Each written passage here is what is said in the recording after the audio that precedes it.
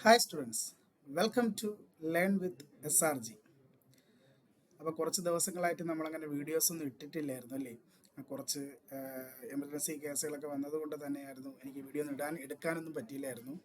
ഇനി വരുന്ന ദിവസങ്ങളിൽ ഞാൻ കൃത്യമായും വീക്കിലി തന്നെ ഒരു 3 വീഡിയോ വെച്ച് ഇടുന്നതാണ്. മാക്സിമം എന്നെ കൊണ്ട് പറ്റുന്ന രീതിയിൽ. ഒരുപാട് പേര് എനിക്ക് മെസ്സേജ് അയക്കുകയും നമ്മുടെ ചാനലിൻ്റെ യൂട്യൂബിൽ കമൻറ്റിലൊക്കെ വന്ന് പറഞ്ഞു അല്ലേ. ഒരുപാട് ആൾക്കാർ നമ്മുടെ വീഡിയോ എന്ത് ചെയ്യുന്നുണ്ട്, സ്ഥിരമായി കാണുന്നുണ്ടെന്ന് എനിക്ക് മനസ്സിലാക്കാൻ പറ്റി. അതുകൊണ്ട് തന്നെ മാക്സിമം എല്ലാ വീക്കിലും ഒരു 3 വീഡിയോ വെച്ച് ഞാൻ PYQ നമുക്ക് എന്തായാലും CGL നമ്മൾ സീരീസ് ചെയ്തുകൊണ്ടിരിക്കുകയാണ്. അപ്പോൾ അതിൽ ഇന്ന് നമ്മൾ വീണ്ടും നോക്കാൻ പോകുന്നത് സ്ട്രാറ്റജിക്കാണ്. 2023 CGL എക്സാമിൽ നിന്നും സ്ട്രാറ്റജിക്ക് ചോദിച്ചിട്ടുള്ള ക്വസ്റ്റ്യൻസ് ആണ് എടുത്തിട്ടുള്ളത്. സോ നമുക്ക് പോയാലോ എന്തൊക്കെയാണെന്നുള്ള. ഓക്കെ, നമ്മുടെ ഫസ്റ്റ് ചോദ്യം, the length of A badminton court four single സീസ്. ഒരു ബാഡ്മിൻ്റൺ കോർട്ടിൻ്റെ ലെങ്ത് എന്തെന്നാണ് നമ്മുടെ ചോദ്യം.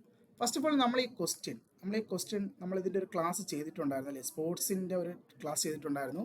അതിൽ നമ്മൾ ഡയമെൻഷനൊക്കെ കൃത്യമായും പഠിച്ചിട്ടുണ്ടായിരുന്നു. അതിലിപ്പോൾ ഇതിൽ എടുത്തു പറയുന്നുണ്ട് സിംഗിൾസ് എന്നെടുത്ത് പറയുന്നുണ്ട് അല്ലേ. പക്ഷേ ഏറ്റവും പ്രത്യേകം എന്ന് പറഞ്ഞാൽ നമ്മുടെ ഈ ബാഡ്മിൻ്റൺ, ടെന്നീസ് ഇതുപോലുള്ള കോർട്ടിൽ സിംഗിൾസും വരും, അതുപോലെ തന്നെ എന്ത് വരും, ഡബിൾസും വരും അല്ലേ. പക്ഷേ ഈ സിംഗിൾസും ഡബിൾസിലും ഒക്കെ ഒരു വ്യത്യാസം വന്നത് എന്തിൽ മാത്രമാണ്? വിഡ്ത്തിൽ മാത്രമാണ് അല്ലേ. ലെങ്തിൽ ആ ഒരു വ്യത്യാസമില്ല. കാരണം ഡബിൾസിനും സിംഗിൾസിനും ലെങ്ത് നമ്മൾ നോക്കുമ്പോൾ, നമ്മളിപ്പോൾ ഇതാണ് നമ്മുടെ കോർട്ടെങ്കിൽ, നമ്മുടെ കോർട്ടിൻ്റെ ലെങ്ത് എന്ന് പറയുമ്പോൾ നമ്മുടെ ഇതാണല്ലേ, ഇത് നമ്മൾ നോക്കുമ്പോൾ എല്ലാത്തിനും സിംഗിൾസിനും ഡബിൾസിനും ഒരേ യൂണിറ്റ് തന്നെയാണ്. സോ അത് വ്യത്യാസമില്ല. പക്ഷേ വിഡ്ത്ത് വരുമ്പോൾ നമുക്കറിയാം, വിഡ്ത്ത് വരുമ്പം ഇതിനകത്തൊരു ബോക്സ് വരുമ്പോൾ ഈ ബോക്സിൻ്റെ അകത്തുള്ള ഇത്രയും ഭാഗമായിരിക്കും എന്ത്, സിംഗിൾസും, ഇത്രയും ഭാഗമായിരിക്കും എന്ത് പറഞ്ഞാൽ ഡബിൾസിനും പറഞ്ഞത് അതല്ലേ. സോ വിഡ്ത്തിലാണ് ആ വ്യത്യാസം. സോ ഈ ക്വസ്റ്റ്യനിൽ ഇപ്പം സിംഗിൾസ് എന്ന് പറഞ്ഞാലും ഡബിൾസ് എന്ന് പറഞ്ഞാലും ഒക്കെ ലെങ്ത് ഒന്നാണ്. സോ ലെങ്ത് എത്രയാടാ? ഒരു ബാഡ്മിൻ്റൺ കോർട്ടിൻ്റെ ലെങ്ത് എന്ന് പറയുന്നത് അത് 13.40. എത്രയാണ്? 13.40 മീറ്ററാണ് ഒരു ബാഡ്മിൻ്റൺ കോർട്ടിൻ്റെ ലെങ്ത് എന്ന് പറയുന്നത്. ലെങ്ത്. ഓക്കെ, ഇതിപ്പോൾ വിട്ടായിരുന്നു ക്വസ്റ്റ്യൻ എങ്കിൽ നമുക്ക് 2 ഉത്തരം വന്നേനെ. സിംഗിൾസ് ആണെങ്കിൽ സിംഗിൾസിൻ്റെ വിട്ട് എന്ന് പറയുന്നത് 5.18 മീറ്റർ, 5.18.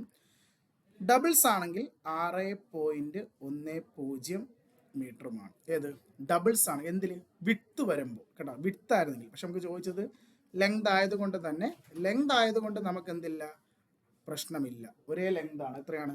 13.40 എന്താണ് ലെങ്ത് എന്ന് പറയുന്നത്.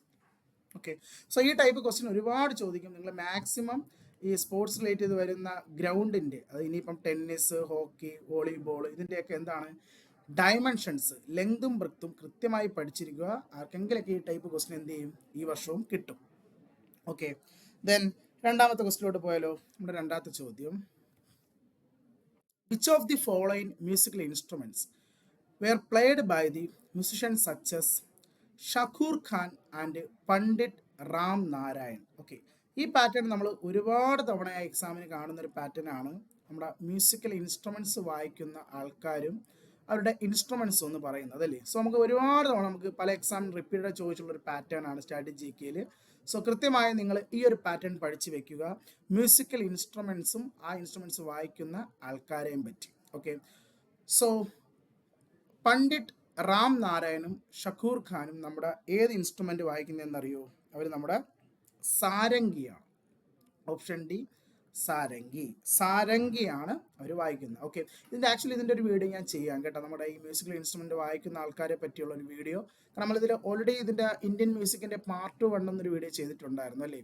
സോ അതിൻ്റെ ഒരു പാർട്ട് 2 നമുക്കുണ്ട്. ആ പാർട്ട് 2ൽ ഉറപ്പായിട്ടും ഞാൻ ഈ പറഞ്ഞ ഈ ഇൻസ്ട്രുമെൻ്റ് വായിക്കുന്ന ആൾക്കാരും അവരുമായി ബന്ധപ്പെട്ട കാര്യങ്ങളും ചെയ്യുന്നതാണ്. ഓക്കെ, സോ ഈ ഒരു പാറ്റേൺ സ്ഥിരമായി എക്സാമിന് ചോദിക്കുന്നതാണ്. ഈ ഒരു പാറ്റേൺ കൃത്യമായി നോക്കി വെക്കുക. ഈ മ്യൂസിക്കൽ ഇൻസ്ട്രുമെൻ്റ് വായിക്കുന്ന ആൾക്കാരും പറ്റും. അപ്പോൾ നമുക്ക് ഇത് മാത്രം തന്നെ കുറേ ടൈപ്പ് നമുക്ക് എന്ത് കിട്ടും, ക്വസ്റ്റ്യൻസ് കിട്ടും ഈ ഒരു ടൈപ്പിൽ മാത്രം തന്നെ. ഓക്കെ, ദെൻ ഈ ഒരു ടൈപ്പ് കൃത്യമായും പഠിച്ചു വെക്കുക. ദെൻ അടുത്ത ക്വസ്റ്റ്യനിലോട്ട് പോയാലോ. അടുത്ത ചോദ്യം, which of the following is a Tibeto Burmese language. Okay, നല്ലൊരു ചോദ്യമാണ്, ഒരു വെറൈറ്റി ചോദ്യമാണ്. ടിബറ്റോ ബർമീസ് ലാംഗ്വേജ് ഈ താഴെ കൊടുത്തിൽ ഏത് ലാംഗ്വേജ് ആണ്? സോ ഇന്ത്യൻ ലാംഗ്വേജിൽ നിന്നും സ്ട്രാറ്റജിക്കലി ഇന്ത്യൻ ലാംഗ്വേജിൽ നിന്ന് ചോദിച്ചൊരു ചോദ്യമാണ്. ആക്ച്വലി ഈ ടിബറ്റോ ബർമീസ് ലാംഗ്വേജ് എന്ന് പറയുന്നത് ഒരു സിനോ ടിബറ്റൻ ലാംഗ്വേജ് ഉദാഹരണമാണ്.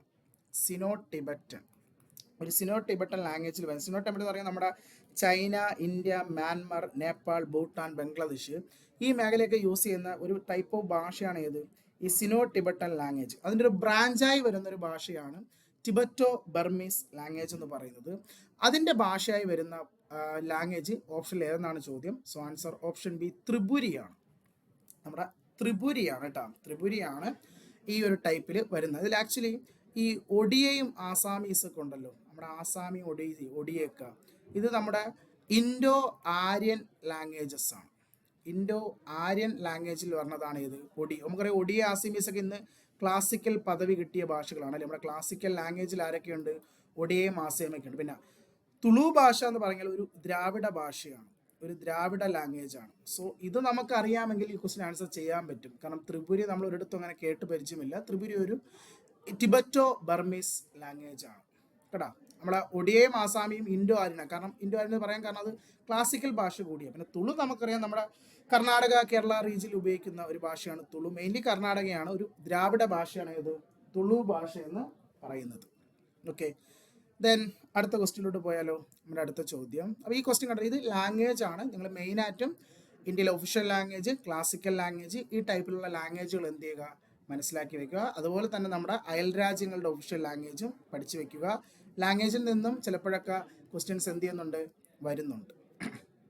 ഓക്കെ, ദെൻ അടുത്ത ക്വസ്റ്റ്യനിലോട്ട് പോയാലോ. നമ്മുടെ അടുത്ത ചോദ്യം, the para Olympic games were held in which year?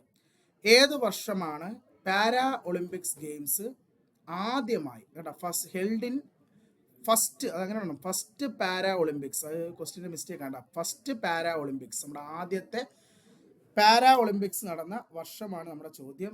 So ഇതും നമ്മൾ ആ ഒരു വീഡിയോയിൽ, നമ്മുടെ സ്പോർട്സിൻ്റെ ഒരു വീഡിയോയിൽ ചെയ്തിട്ടുണ്ടായിരുന്നു ഓൾറെഡി അല്ലേ. നമ്മുടെ സ്പോർട്സിലുണ്ടായിരുന്നു ഒളിമ്പിക്സും പാരാ ഒളിമ്പിക്സിനെയൊക്കെ പറ്റി. അതിൽ നമ്മൾ പറഞ്ഞിട്ടുണ്ടായിരുന്നു ആദ്യത്തെ പാരാ ഒളിമ്പിക്സ് നടന്നത് 1960. എവിടെയാ? നമ്മുടെ റോമില, ഇറ്റലി അല്ലേ. നമ്മുടെ ഇറ്റലിയിലെ റോമനോട്ടിയാണ് കേട്ടോ. അടുത്തിന് എക്സാമിന് ചോദിക്കാൻ പോണത് ആദ്യത്തെ പാരാ ഒളിമ്പിക്സ് നടന്ന സ്ഥലം, വെന്യൂ എവിടെയാണ്? റോമിലാണ്. ഇറ്റലിയിലെ റോമിലാണ് 1960 ആദ്യത്തെ പാരാ ഒളിമ്പിക്സ് ഇവന്റ് നടന്നത്. ഏത് വർഷമാണ്? 1960. 1960 എവിടെയാണ്?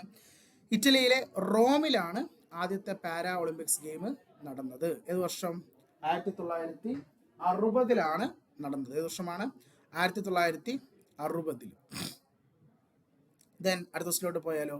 അടുത്ത ചോദ്യം, Thomas cup is A and dash.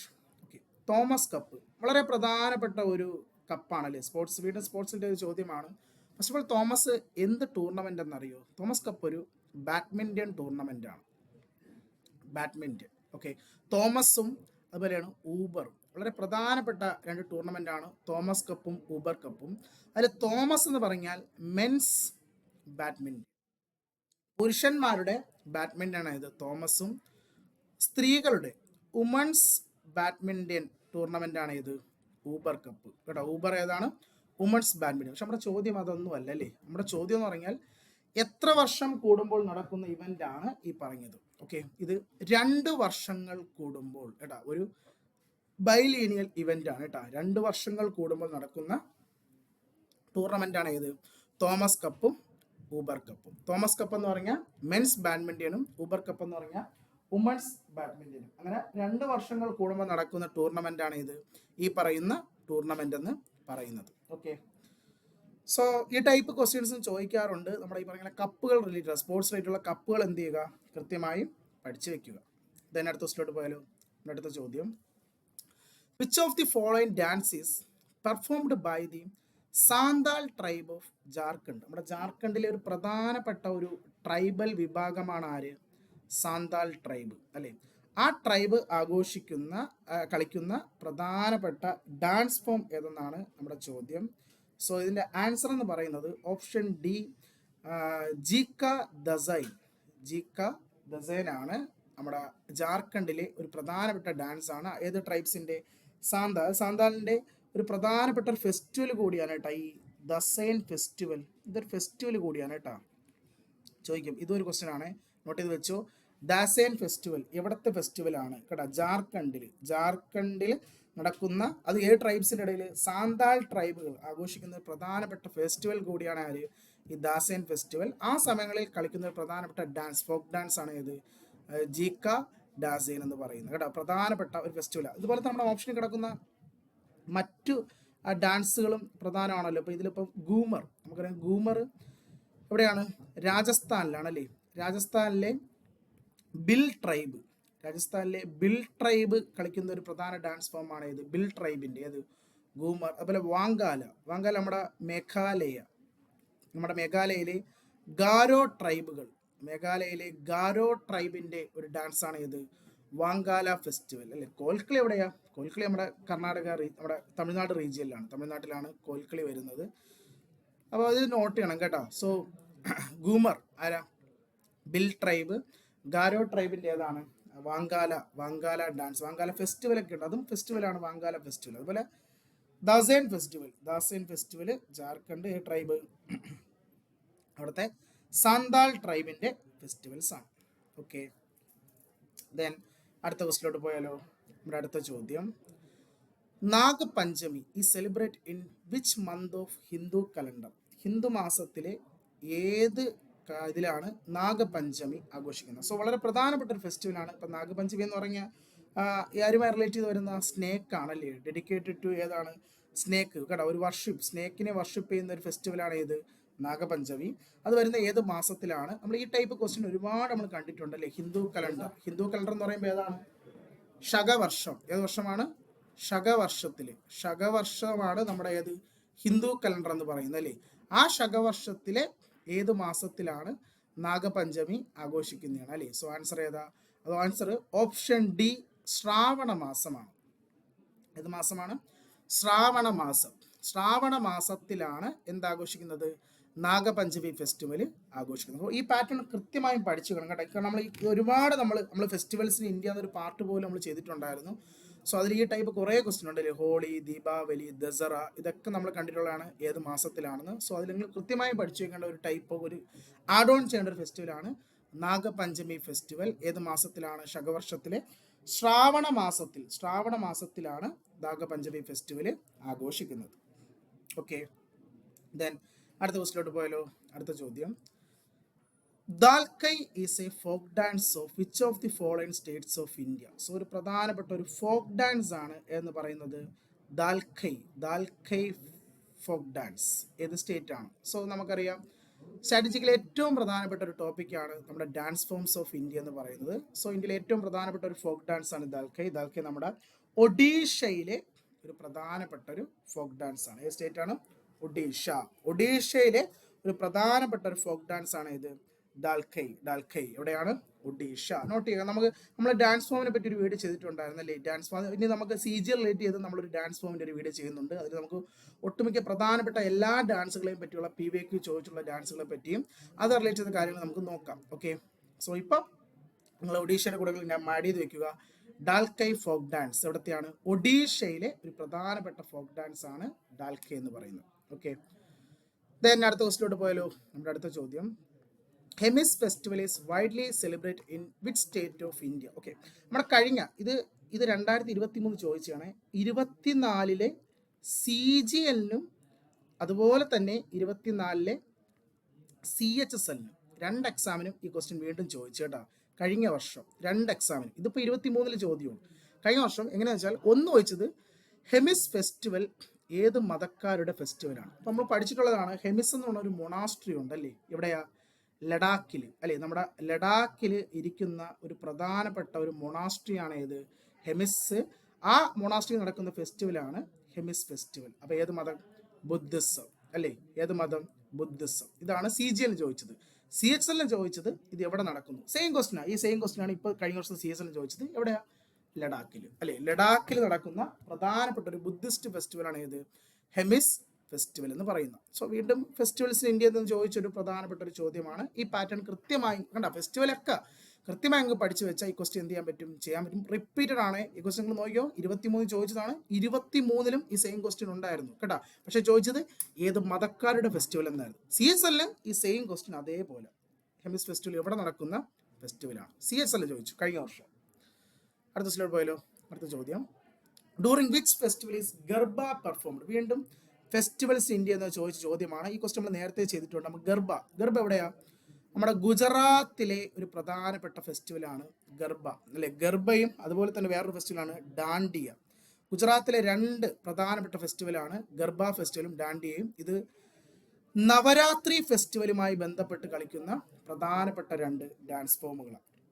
ഇതുമായി ബന്ധപ്പെട്ട് നവരാത്രി കേട്ടോ, നവരാത്രി ദിവസങ്ങളിൽ ഗുജറാത്തിൽ ആഘോഷിക്കുന്ന, നവരാത്രി ഫെസ്റ്റിവലുമായി ബന്ധപ്പെട്ട് ആഘോഷിക്കുന്ന പ്രധാന ദിവസങ്ങളിൽ ഗുജറാത്തിലെ പ്രധാനപ്പെട്ട 2 ഡാൻസ് ഫോമാണ് ഏത്, ഗർബയും ഡാൻഡിയയും. അവിടെയാണ് ഗുജറാത്ത്. സ്റ്റേറ്റ് പഠിച്ചു വയ്ക്കുക. അടുത്ത് ചോദിക്കാൻ പോകുന്ന സ്റ്റേറ്റ് ആയിരിക്കും ഗുജറാത്ത്. ഏത് ഫെസ്റ്റിവൽ, നവരാത്രി.